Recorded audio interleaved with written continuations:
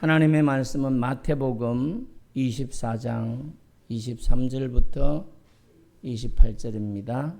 그때에 사람이 너희에게 말하되 보라 그리스도가 여기 있다 혹은 저기 있다 하여도 믿지 말라. 거짓 그리스도들과 거짓 선지자들이 일어나 큰 표적과 기사를 보여 할 수만 있으면 택하신 자들도 미혹하리라. 보라 내가 너희에게 미리 말하였노라.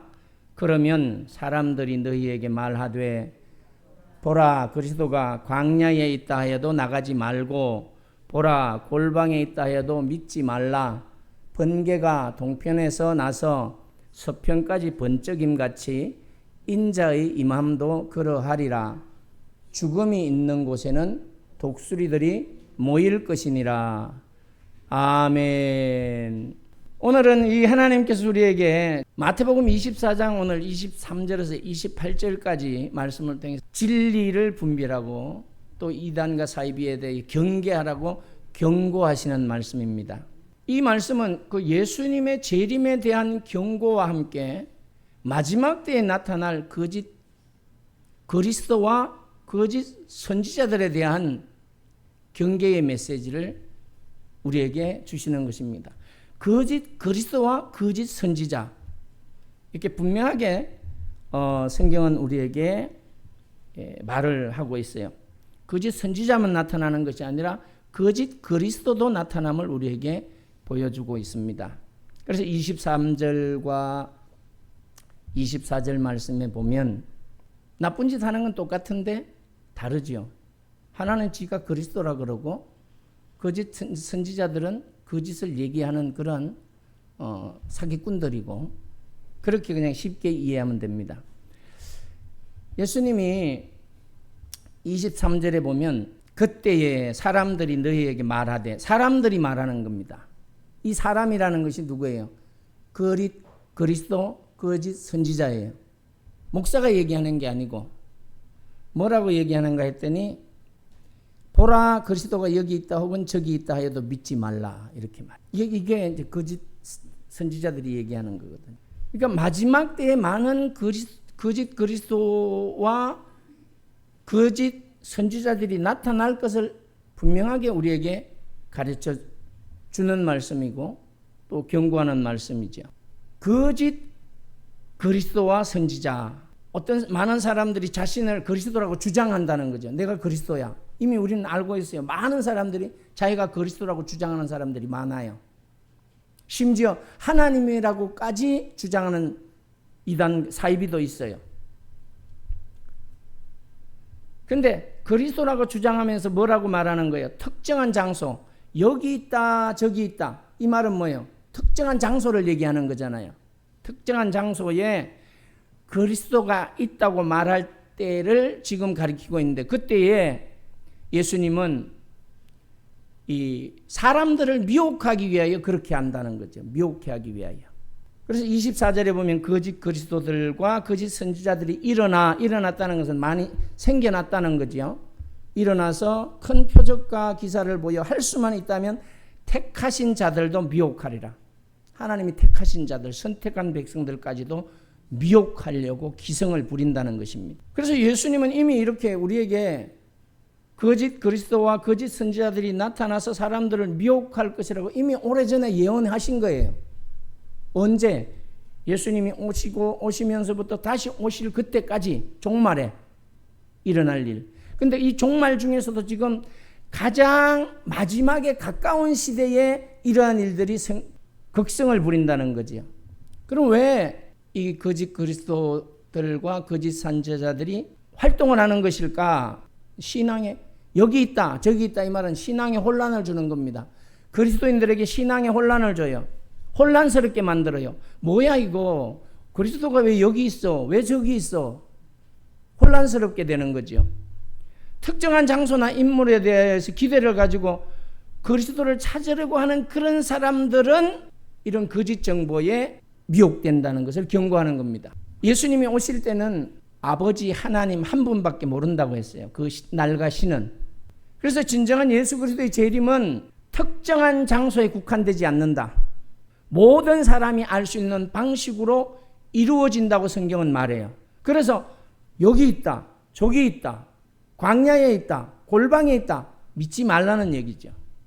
그건 우리의 신앙을 흔들고 미혹하기 위하여 거짓 선지자와 거짓 그리스도가 나타나서 주장한다는 것입니다. 그래서 이런 우리는 외부에 성경 밖에서 얘기하는 그런 사람들의 주장에 흔들리지도 말고 예수님의 재림을 믿음으로 기다려야 된다는 거예요.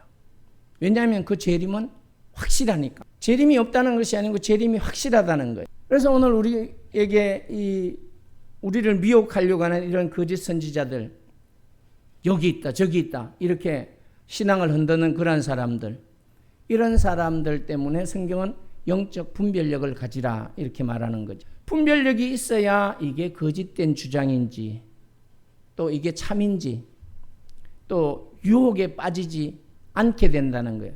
그래서 우리는 경계해야 된다는 거예요. 경계하지 않으면 사단은 우리 옆에서 항상 틈을 노리고 있거든요. 멀리 있는 게 아니라 내 마음 문 밖에 있는 거예요. 그러니까 틈만 보이면 들어온다는 거죠. 그래서 우리는 이런 우리 신앙의 기초가 진리의 말씀 위에 뿌리를 내려야 된다는 거예요. 사람들의 말에 그 사람 간증을 들으니까 놀라운 일이 일어난 걸 보았대. 그거는 성경이 아니에요. 사도 바울은 삼청천을 경험했어요. 하나님 나라를 갔다 왔어요. 그런데도 일체 그 나라에 대해서는 말하지 않아요. 오직 그냥 내가 거기를 갔다 왔다. 근데 그 내용에 대해서는 전혀 입을 다물고 있어요. 오직 뭐만? 나를 사랑하시는 예수 그리스도만 전하고 있어요. 그래서 우리에게 어떤 환상을 보여줄 수도 있어요. 놀라운 그런 은혜를 베풀 수도 있어요. 그러나 그것은 우리의 신앙을 확실하게 하기 위한 거예요. 하나님이 정말 살아계시구나. 예수님이 정말 나를 위하여 십자가에 죽으시고 부활하셔서 하나님 보좌 우편에 계시면서 우리를 위하여 오시기 위하여 준비하고 계시구나. 이런 확신을 가지고 어떠한 환경과 예수님이 여기 있다 저기 있다 이렇게 미혹하는 사람들이 생길지라도 흔들림이 없게 하시기 위한 하나님의 방법인 것입니다. 그래서 그런 은혜를 얻었으면 감사해야 되고 고이 간직해야 돼. 고이 간직해야 돼. 그게 뭐가 되니까? 내 신앙의 미끄럼이 되니까 하나님은 이 어려움을 지켜낼 수 있어. 이기게 하셔. 이것도 이기게 하셔. 그때 하나님 나에게 이런 은혜를 베풀었으니까 항상 그 생각을 하면서 믿음을 지키며 살아가는 거죠. 그건 떠벌리라는 것이 아니에요. 물론 꼭 필요할 때는 한 번쯤은 얘기해 줄 수도 있지만 그것이 잘못하다 보면 자꾸 자랑이 되거든요. 진리를 따라 말씀을 가르쳐서 영적 분별력을 가지고 주님이 오시는 날까지 믿음을 지키도록 하는 일에 힘을 써야 될 교육자들이 하나님에 대한 확신이 없어서 그런지 진리를 붙들고 살 생각은 안 하고 겉다리를 붙들고 살려고 노력을 하는 거예요. 그러니까 뭐가 생기는 거예요? 이런 거짓 그리스도들과 거짓 선지자들이 그 틈을 노리고 들어오는 겁니다. 그래서 우리는 보라 25절에 보니까 보라 내가 너희에게 미리 말하였노라 이렇게 말하지요. 그러면서 너희에게 말하되 보라 그리스도가 광야에 있다 해도 나가지 말고 보라 골방에 있다 해도 믿지 말라. 거짓 그리스도와 잘못된 가르침을 미리 예수님이 우리에게 알려주었어요. 대비하라고. 그래서 예수 그리스도를 믿으며 영적 분별력을 유지해야 된다는 것을 상기시켜 주는 거예요. 지금 네가 정신줄 놓으면 안 돼. 지금 네 믿음이 다 자란 게 아니야. 지금 너는 아직 갈 길이 멀어. 다 목적지에 온 게 아니야. 정신 바짝 차려. 다 와갔는데 넘어뜨리는 자들, 거의 다 와갔는데 넘어뜨리는 미혹하는 자들이 활동한다는 거예요. 기성을 부리고. 근데 그들이 그냥 활동하는 게 아니라 24절에 보면 뭐라고 말해요? 큰 표적과 기사를 보여 이렇게 말해요. 큰 표적과 기사를. 표적과 기사는 늘 하나님의 하나님 되심을 증거하기 위하여 보여진 것들이거든요. 예수님이 이 땅에 오셔서 예수님이 하나님이시라는 사실을 증거하기 위하여 안전병이도 일으키고 물리도 그렇거든요. 그래서 이런 것들을 행하면서 택한 백성들을 미혹한다는 거예요. 사람들을 속이기 위한 수단이라는 거예요. 그래서 그런 기적과 표적을 통해서 택한 백성들까지도 미혹하려는 것이 거짓 그리스도들과 선지자들이다. 그리고 또한 다양한 매체와 정보 속에서도 진리와 거짓을 구별하기 어려운 시대입니다, 지금. 그렇기 때문에 거짓 선지자들은 뭘 갖고 덤비느냐? 소셜미디어를 가지고 덤벼요. 유튜브, 페이스북, 각종 그런 SNS를 통하여 막 자신들의 그 사상을 전파하게 하여 무작위로 배포하고 있어요. 그것도 부족해서 전화번호를 어떻게 입수했는지 그 전화번호로 막 무작위로 발송을 하는 거예요. 절대로 열지 마세요. 요즘은요, 그걸 열면은 전에는 정보도 다 가져갔지만 바이러스를 심어놓으면 내 전화기를, 내 삶을 그 사람이 다 들여다봐요. 다 봐요. 이런 시대예요. 내가 뭘 하는지, 난 뭐 카메라도 켜지 않았는데, 내가 카메라 켜고 안 켜고 상관없어요. 그쪽에서 다 켜고 봐요. 모르는 전화번호다 받지도 말고, 그 다음에 뭐 예수님이 왔다, 저쪽에 왔다, 문자가 막 날라와도 미친놈, 그리고 지워. 성경이 분명히 뭐라 그랬어요? 여기 있다, 저기 있다, 믿지 말라. 주님이 가르쳐 준 거예요. 내가 가르친 게 아니고 주님이 가르쳐 주는 거예요. 예수님이 말씀하시는 거예요. 그래서 이런 소셜미디어를 통하여 우리에게 접근할 때 굉장히 분별하기 어렵죠. 우리가 종교성이 많다 보니까 뭔가 신비한 걸 자꾸 추구하다 보니까 막 신기한 얘기를 하고 신비한 경험을 얘기하면 개인적인 그런 경험적 얘기에 막 빨려 들어가요. 그러면서 이제 자기들이 하고자 하는 목적을 위하여 자기들 교리를 얘기하고 설파하여 포섭을 하는 거죠.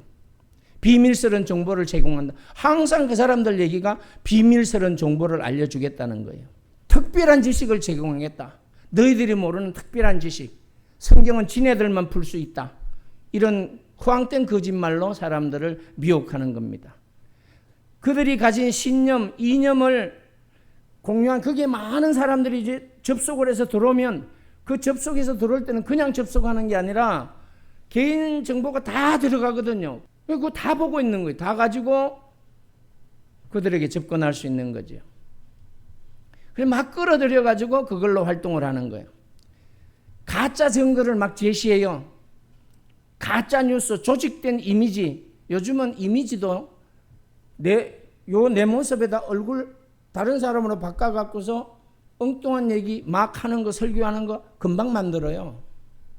그래서 이미지 배포하는 것도 참 주의를 해야 돼요. 친구끼리 뭐 사진, 좋은 사진 공유하는 건 괜찮지만 함부로 막 공유를 하다 보면 이런 나쁜 놈들은 그걸 이용하는 거예요. 그래서 유명인들이 많이 고난을 겪는 모습 우리가 뉴스를 통해 보았잖아요. 그리고 이 소셜미디어라는 것은 알고리즘이라는 것이 있기 때문에 알고리즘을 타고 계속 다른 사람들이 볼 수 있도록 막 그 사람이 유튜브를 만약에 열었다 그러면 그게 막 나와요. 막 떠요. 그 성경을 좀 읽으려고 만약에 홀리 바이블을 열었다. 거기에도 막 이런 것들이 들어와요, 요즘은. 그래서 유명 인사들 또 유명 인물들 이런 영향력 있는 사람들을 마치 자기와 친분이 있는 것처럼 사진도 찍은 거 올려놓고 솔직히 뭐 정치인들이 알아요. 그 사람이 누군지. 어떤 행사한다고 오시라 그러면 아무 내용도 모르고 가갖고 사진 찍거든요. 그럼 그 사람들은 그거를 그냥 자기들 홍보하는 데 쓰는 거예요.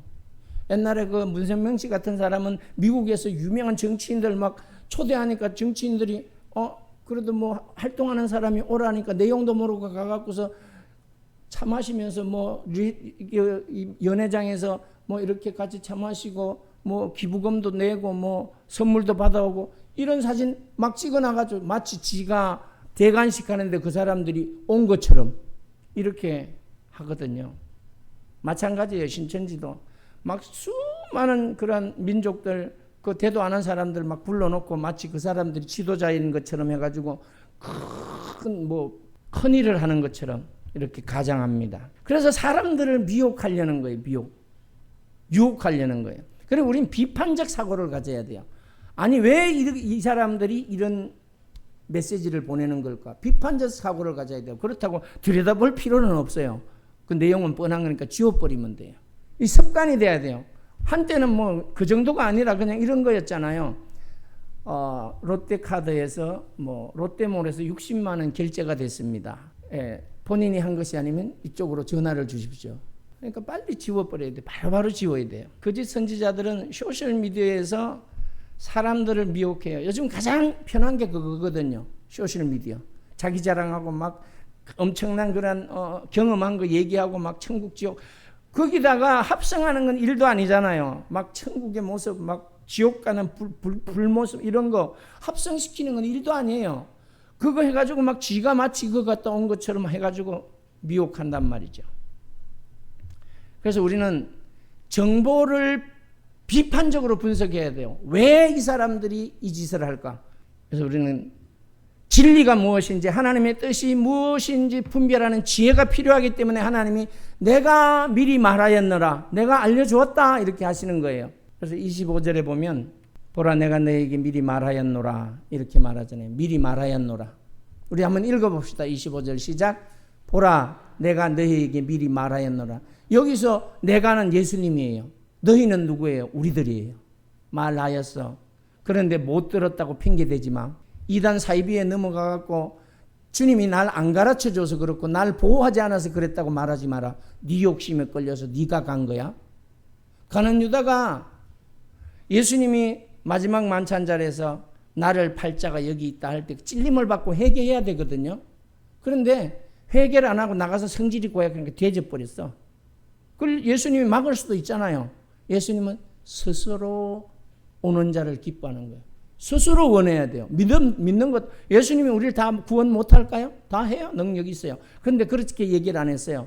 믿는 자들마다 하나님의 자녀가 되는 권세를 주고 약속하신 복을 약속한 거지 강제로 하나님이 그래서 자유의지를 줬단 말이에요. 우리에게. 네 욕심대로 살든지 너를 포기하고 내 뜻대로 살든지 둘 중에 하나를 해라.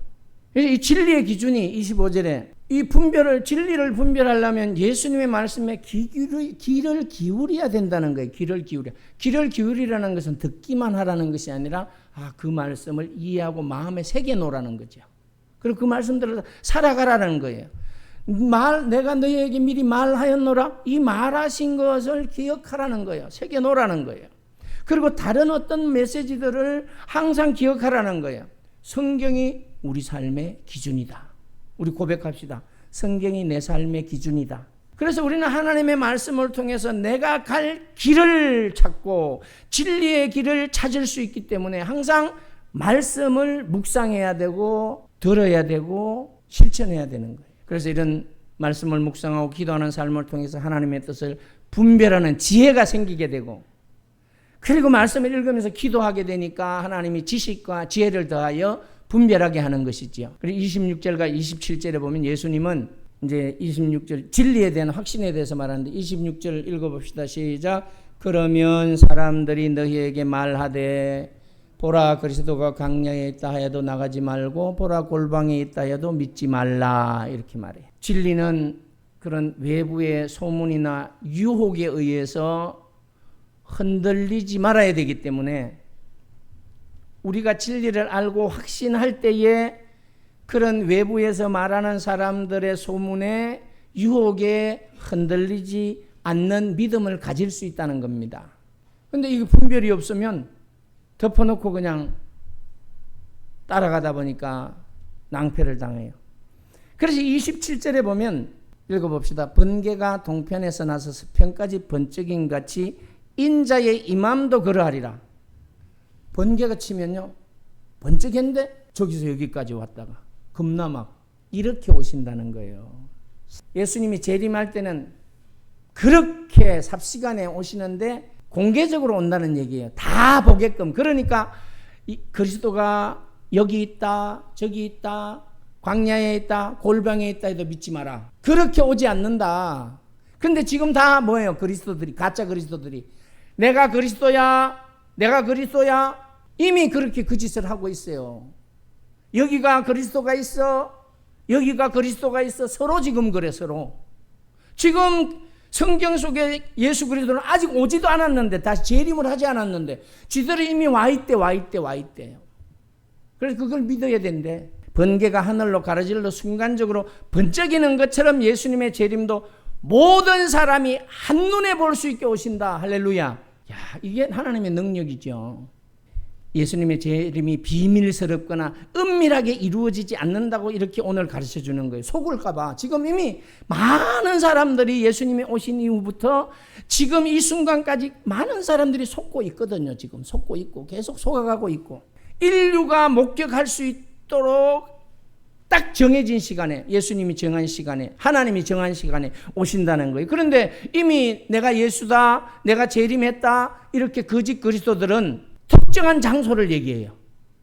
예수님이 오시면 특정한 장소가 없어요. 한 번에 복이 와요.